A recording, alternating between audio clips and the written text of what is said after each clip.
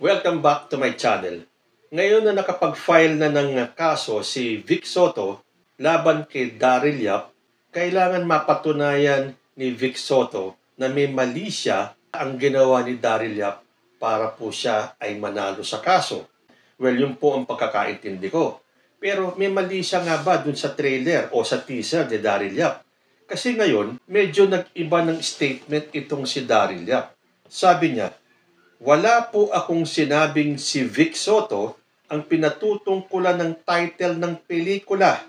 Sila lang po ang nagsabi niyan. Mahalagang mapanood muna nila ang buong pelikula. Clickbait ito eh. Naglabas ka ng teaser kung saan sinira mo ang pagkatao ni Vic Soto.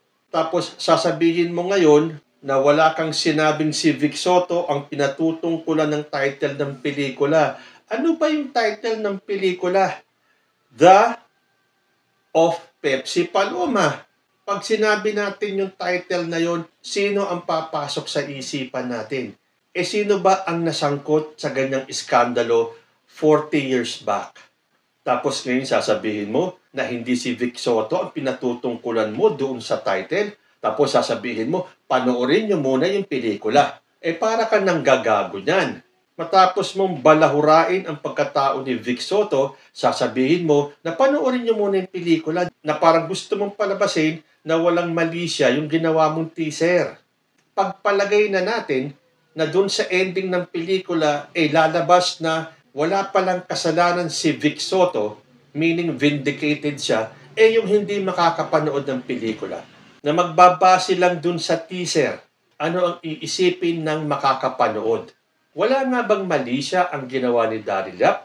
Mapatunayan naman kaya ni Vic Soto na may mali siya itong ginawa ni Daryl Yap.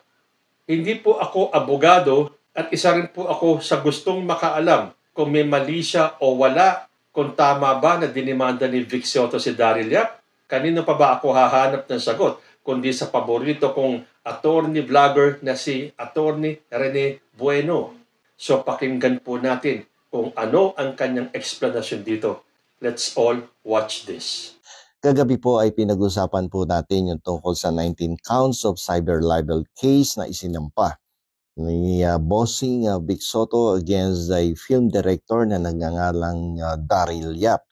Ito ay tungkol sa teaser video ng pelikulang na kung saan ay pinakikita na itong si Vic Soto ay sangkot sa isang mataas na uri ng krimen. Nang dahil dito ay nagsampa din ng isang civil case si Vic Soto sa nasabi ding RTC of Muntinlupa City. Ito ay isang petition for the issuance of the writ of habeas data. At simulan natin sa katauhan ng nagrereklamong si Bossing Vic Soto na isang public figure. Alam niyo po, ang isang public figure, kakaiba ang hinahanap ng quantum of evidence sa isang public figure as compared with an ordinary private individual.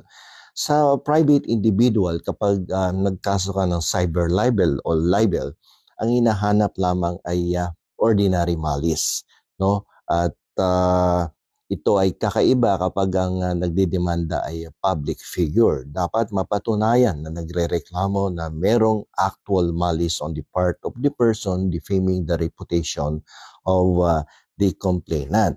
Itong actual malice ay isang uri, no, ng ebidensya na higher ang standard of fault. To win in a defamatory lawsuit, the complainant must prove that there was actual malice on the part of the defendant.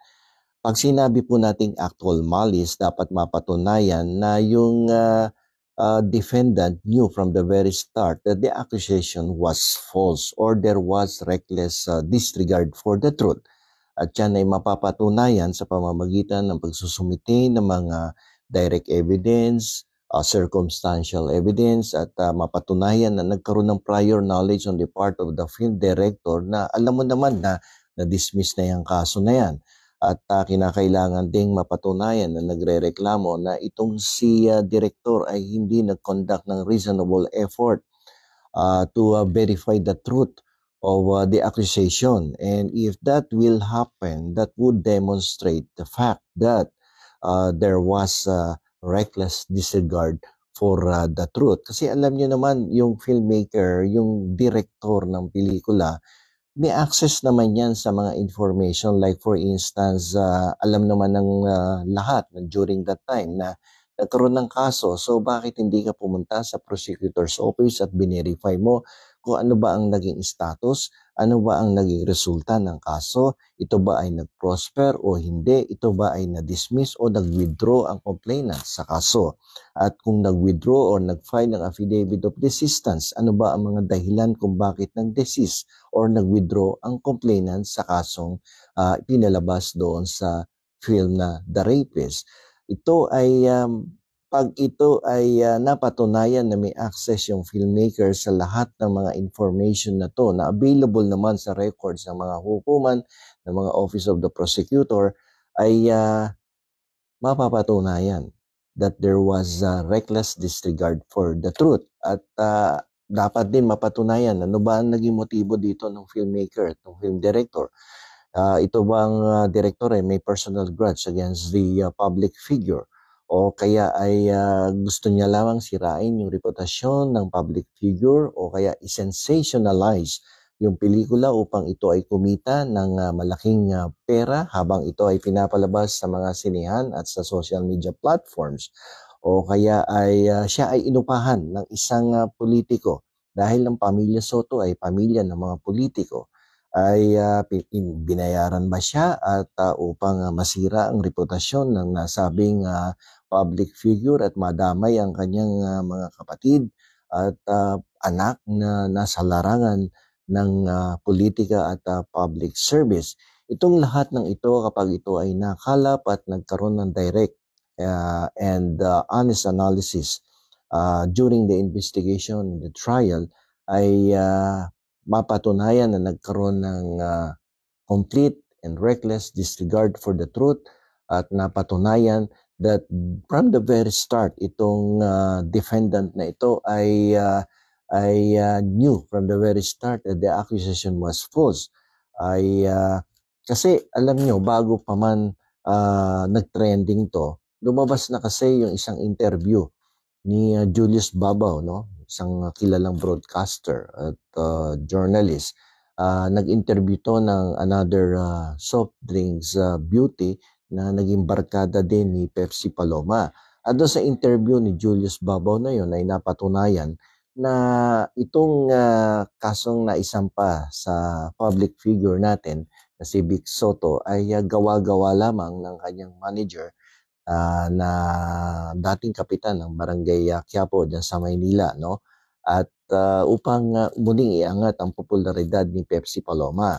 At yan ay nagkaroon ng corroboration sa iba pang mga artista at celebrities katulad ni Dinky Do, napanood ko din sa TikTok yan na nagsasabi na gawa-gawa rin lang daw ang mga istorya tungkol dito sa kasong naisampa laban kay Vic Soto. At marami pang mga personalidad na kilala na sinasabi na ito ay walang basihan na legal at ito ay politika lamang at upang iangat ang popularidad ng mga soft drinks beauties at that time. Okay, so dapat ang ginawa dito ng film director at ng producer ay nag-research ng maigi. Nagkaroon ng reasonable and diligent effort on their part to validate the truth of the accusation against Vic Soto. Andiyan dyan yung mga records sa Office of the Prosecutor. Sana tiningnan mo. Lalong-lalo na yung affidavit of desistance. Kasi sa affidavit of desistance, paliliwanag ka to Yung affidavit of desistance is a document executed by the complainant and filed with the prosecutor's office. Ito ay isang salaysay na sinumpaan sa harapan ng isang piskalya at sinasabing hindi na siyang interesadong ituloy ang reklamo sa laban sa akusado at ang kanyang mga sinabi sa kanyang unang salaysay ay pawang mga walang katotohanan. At kapag ito ay naisampa na sa piskalya, together with the recantation of the witness. Iba yung recantation, iba yung desistance. Yung recantation naman ay sinumpa ang salaysay ng testigo sa reklamo. At sinasabi niya na hindi na rin siya interesado at sila lamang ay nadala lamang sa sulsul ng ibang tao upang iangat ang popularidad ng isang nalalaos na artista. So kapag ito ay naisumite, yung desistance, yung affidavit of desistance, saka itong recantation ng testigo, ay pag-aaralan to ng piskal. Yung filing of the affidavit of desistance and the recantation is not automatically madidismiss yung kaso sapagkat ito ay dadaan sa isang malalim na legal analysis sa Office of the Prosecutor. Pinag-aaralan muna yan. At kung walang probable cause, kung may probable cause, it will go through the broad discretion and powers of the prosecutor whether to proceed or not in the filing of the case of rape, no, doon sa hukuman. So, pero may discretion din siyang i-dismiss to. So, ibig sabihin, hindi nakasalalay sa affidavit of desistance at recantation yung pag-prosper ng reklamo laban kay Vic Sotto. Ito ay dumaan sa malalim na pagsusuri ng piskal. At kung mapapatunayan, ay wala naman palang probable cause kahit man hindi ito nag-file ng affidavit of desistance, hindi naman matutuloy ang kaso dahil there is no finding of probable cause. So, dismiss yung kaso. Kaso anong nangyari dito, nag-file ng affidavit of desistance, may recantation of the witnesses, tapos pinag-aralan ng piskal. So, na-dismiss. So, ibig sabihin, walang legal na basihan at kawagawa lamang ang mga isinampang reklamo laban kay Bossing Vic Sotto. So dapat ito ang ginawa ng film director at film producer dito. At may access sila sa information, no? At kaya nga nag-file ng petition for the writ of habeas data upang malaman saan mo ba kinuha, Daryl Yap, yung mga information na nag-gather mo, yung mga information na kinolekta mo. Mukhang hiwala at malayo sa katotohanan yung pinalabas mong teaser video sa social media platforms at baka mamaya mas masahol pa yung kabuuan nito na lalabas sa pelikula mo. So kinakailangan ipatigil at kung kinakailangan i-destroy yung original film na to ay dapat sirain to sapagkat ito ay magdudulot ng irreparable harm and injury on the part of the complainant. Itong irreparable harm na to, hindi to quantifiable. Although nag-seek ng damages si Vic Sotto na 20 million plus the 15 million. So it's a total of 35 million yata na damages. But if you will ask me about ito ba yung halaga ng pagkakasira ng reputasyon ni Vic Sotto at ng kanyang pamilya, hindi po yan. Sapagkat ang irreparable harm is not quantifiable. Hindi mo matatapatan yan ng eksaktong amount of money. Walang katumbas na pera ang reputasyon ng isang tao, lalong-lalong na kung ito ay sikat, iginagalang sa industriya ng pelikulang Pilipino. So, mabigat tong hinaharap ni Daryl Yap na to sapagkat although public figure to and it requires the presentation of actual malice, pero sa sitwasyon niya ay sa sitwasyon ni Vic Sotto ay mukhang kayang patunayan na may actual malice dito dahil you have all the access to information. You have the access to sensitive personal information na pwede mong tingnan doon sa kasi public records yan Pwede kang mag-request yan ng information kung anong nangyari doon sa kaso at mababasa mo yung complaint, mababasa mo yung desistance, mababasa mo yung recantation, mababasa mo ang kabuuan kung ano ang talagang nangyari ng panahon na yon. Sapagkat ako naniniwala, wala kang kakaalam-alam dito sa kaso na to dahil ilang taong ka lang ba ngayon. Napakabata mo pa, iho, para malaman ang katotohanan dito sa kaso ni Pepsi Paloma na nagsampa na reklamo nung araw laban dito kay Bossing Vic Sotto. Itong Pepsi Paloma na to, natatandaan ko, magkalapit bahay kami nito sa Jose Abad Santos Street, corner ng Santolan Road, dyan sa San Juan City. At yung tinirahan nitong townhouse, palaro ko yung anak no may-ari. No? Hindi ko na din babanggitin yung pangalan. At ang alam ko na ibenta na nila to dahil sila ngayon ay naninirahan na sa United States of America. So nung nag-big dito doon sa kanilang bahay ay nalaman ko kagad dahil ilang bahay lamang ang distansya nito sa amin. Doon sa barangay Little Baguio, San Juan City. Diyan tumira nung araw si Pepsi Paloma.